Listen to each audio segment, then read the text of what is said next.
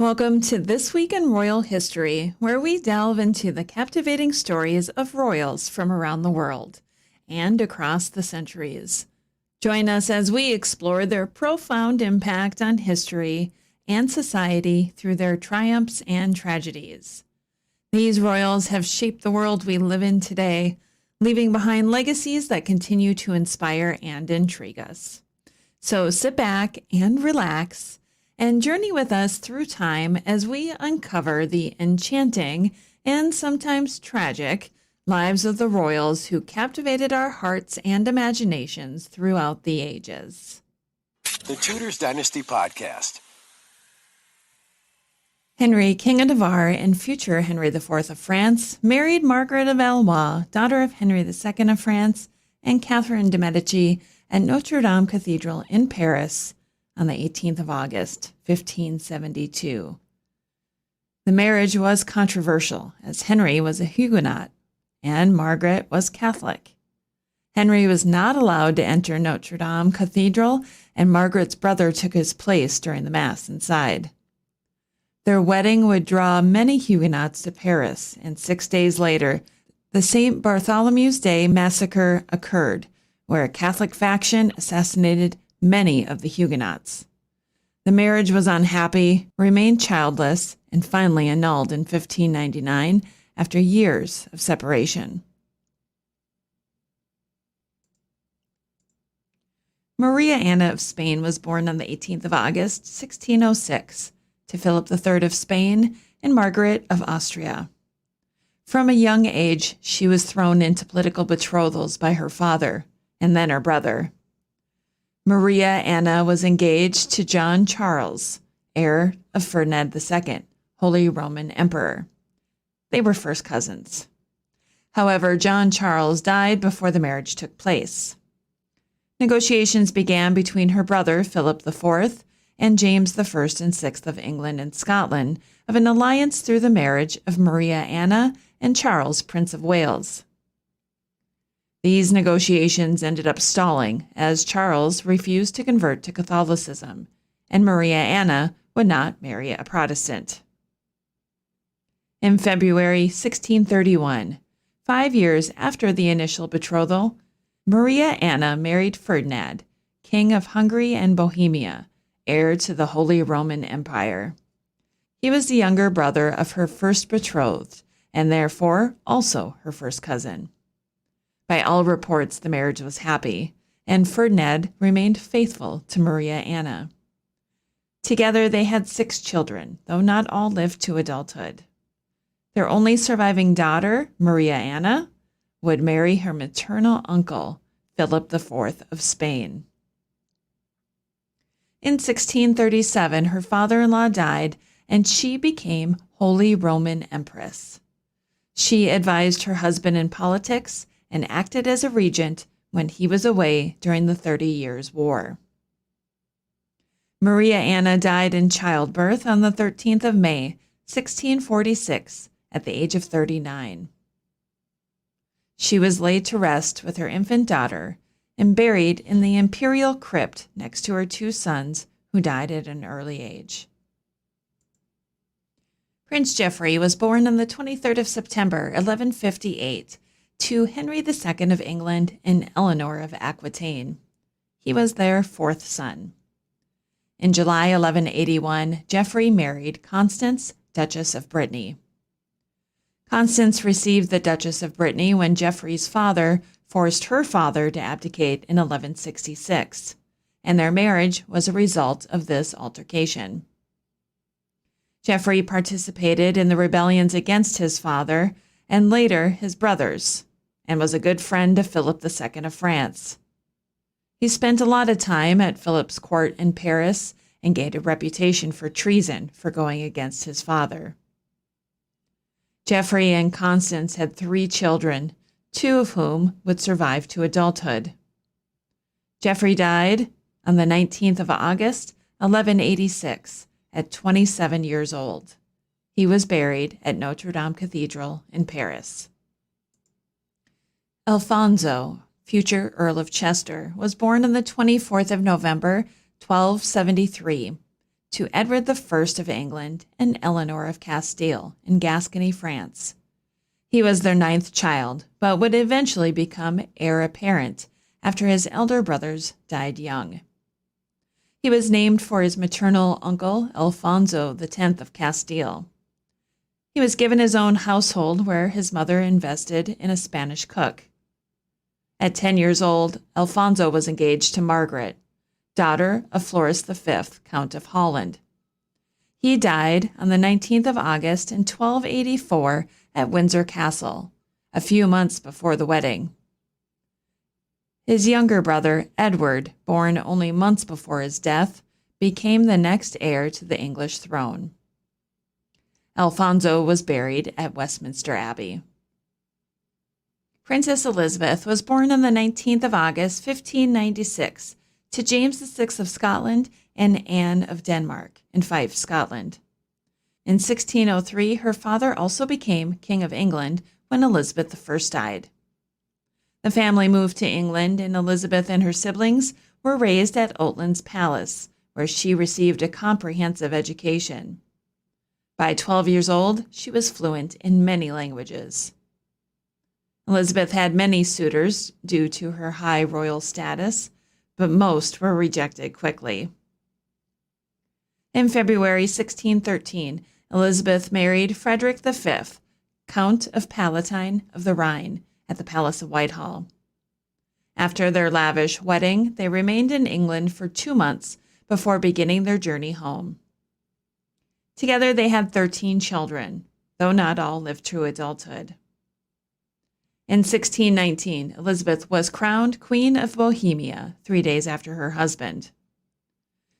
Their reign only lasted 1 year, as Ferdinand II, Holy Roman Empire, defeated the Bohemian Protestant armies in battle and regained the throne. Elizabeth is known as the Winter Queen. The family fled Prague, but could not return to the Palatine either, as Catholic leagues occupied it, so they went to The Hague at the invitation of the Prince of Orange and remained there in exile. Frederick died in October 1632, last seeing Elizabeth that January. After her husband's death, Elizabeth lost 4 more of her children. Then her brother, Charles I, was executed in England. And finally, her remaining Stuart family was living in exile in Europe. In 1661, Elizabeth traveled to England after the Stuarts were restored to the throne and her nephew, Charles II, was king. She remained in England until her death from pneumonia on the 13th of February, 1662, in London. She was buried at Westminster Abbey. Interesting fact, her daughter, Sophia, Electress of Hanover, was the mother of George I of Great Britain. It's through Elizabeth that the Hanoverians claim the throne. She is ancestress to all British monarchs, starting with George I. Laurence Hastings was born on the 20th of March, 1319, to John Hastings, 2nd Baron Hastings, and Juliana Leyburn. In 1339, he was recognized as a new creation of the Earl of Pembroke, a title that was first held by his great-grandfather and passed through a female line. He also held the titles of Baron Abergavenny and Baron Hastings through the reigns of Edward II and Edward III. Laurence married Lady Agnes Mortimer sometime before 1347, and they had 1 son. He died. Laurence Hastings, Earl of Pembroke, died on the 20th of August, 1348, at Abergavenny Castle, and was buried at the Prior Church of St. Mary there. Interesting fact, Laurence's son John married Margaret of England, a daughter of Edward III, in 1359. Yolande of Valois was born on the 23rd of September in France to Charles VII and Marie of Anjou. She was named for her grandmother, Yolande of Aragon. She married the future Amadeus IX of Savoy in 1452 and became Duchess of Savoy in 1465. They had 10 children, although not all lived to adulthood. Yolande became regent in 1472 for her young son, and allied with Charles, Duke of Burgundy, against her brother, Louis XI. She died on the 23rd of August, 1478, at the age of 43. Marie of Cleves was born on the 19th of September, 1426, to Adolphe I, Duke of Cleves, and Marie of Burgundy. In November 1440, 14-year-old Marie married 46-year-old Charles, Duke of Orleans, a grandson of Charles V of France. She was his third wife. Their first child was born 17 years later, and they would have 3 children altogether. Marie was an active poet who produced her own ballads and was a patron of letters. She died on the 23rd of August, 1487, at 60 years old. Her son became Louis XII of France in 1498 when the main Valois line was distinguished, becoming the Valois-Orleans reign. Isabella of Portugal was born on the 2nd of October, 1470, to Ferdinand II of Aragon and Isabella I of Castile. She was their eldest daughter and became heir presumptive to Castile when her mother claimed the throne after the death of her uncle, Henry IV of Castile. She spent her childhood watching her mother fight a war of succession in Castile. In 1490, she married by proxy to Prince Alphonso, the only son of John II of Portugal. The marriage was a political match, but it was also a happy and loving one. In July 1491, Alphonso unexpectedly died after a riding accident, and Isabella was sent back to Spain. In 1495, her first husband's uncle became King of Portugal as Manuel I and requested Isabella's hand in marriage. They eventually married in September 1497. Also, in 1497, Isabella became heir again to the throne of Castile after the death of her only brother. Isabella died on the 23rd of August, 1498, at the age of 27. Her son, Miguel, survived, but would die before his second birthday. Isabella was buried at the convent of Santa Isabel in Toledo, Spain. Her husband, Manuel, then married her youngest sister, Maria of Aragon. Geoffrey Plantagenet was born on the 24th of August, 1113, to Fulk V of Anjou and Ermengarde of Maine. He was their eldest son. He received the name Plantagenet from a sprig of broom blossom that he wore in his hat. In 1128, 15-year-old Geoffrey married 26-year-old Empress Matilda of England, and they had 3 sons, including the future Henry II of England. Their marriage was happy and brought about an alliance to England, Normandy, and Anjou. In 1135, his father-in-law died, and Geoffrey supported his wife to claim her inheritance as heir to the English throne. England and Normandy, however, selected her cousin, Stephen of Blois, as king. Matilda deposed Stephen in 1141 and was proclaimed Lady of the English, and in 1144, Geoffrey assumed the title Duke of Normandy after securing the area for Matilda. He ceded the title in 1149 to his son, Henry. Geoffrey died on the 7th of September, 1151, at the age of 38, and Henry took over as head of the Plantagenet family. In 1153, the English proclaimed that Stephen would remain king for the rest of his life, but Henry would be his heir and succeed him in 1154 to begin a new dynasty. Cecily of York was born on the 20th of March, 1469, to Edward IV of England and Elizabeth Woodville at Westminster Palace in London. She was named for her paternal grandmother, Cecily Neville, Duchess of York. Through her family, she was a daughter, sister, niece, sister-in-law, aunt, and great aunt to 8 of England's kings and queens.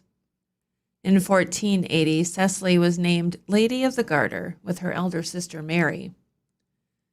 She was betrothed to 2 princes of Scotland in her youth, but her father's death in 1483 changed her marriage prospects. Cecily, along with her siblings, including Edward V, were declared illegitimate, and her uncle claimed the throne as Richard III. Her 2 younger brothers, also known as the Princes in the Tower, were never seen again after the summer of 1483. Cecily married John Wells, 1st Viscount Wells, in 1487 after the accession of Henry VII of England, and her elder sister Elizabeth's marriage to Henry. John was the half-brother of Henry's mother, Margaret Beaufort, and a staunch Lancastrian. Together they had 2 daughters who died young. John died in 1499, and Cecily had considerable grief. She turned to court, where she was involved in various royal ceremonies, including carrying her nephew, Arthur, Prince of Wales, at his christening, attending her sister at her coronation, and carrying the train of Catherine of Aragon at her wedding to Prince Arthur. Sometime between 1502 and 1504, Cecily married Thomas Kyme, a Lincolnshire squire of low birth. Henry had her banished from court for this marriage, and her estates were confiscated. Margaret Beaufort allowed Cecily and Thomas to reside at her own property, Collyweston Palace. Cecily died on the 24th of August, 1507, on the Isle of Wight, and was buried either at Quor Abbey or the Friary of Kings Langley. Thank you so much for listening to another episode of the Tudors Dynasty podcast. If you love the show and would like to show your support, please head on over to my Patreon page. That's Patreon, patreon.com/Tudors Dynasty for more information. Over there, you're going to find commercial-free episodes. You'll get early access, and there's some exclusive content as well, with more stuff to come as I'm rebuilding it. Also, recently I returned from England and cannot wait to go back. But this time I would love to bring you with me. So if you're interested to go on a tour of England with me, why don't you send me an email, Rebecca@tudorsdynasty.com, for more information. Thank you so much for listening. Until next time. The Tudors Dynasty Podcast.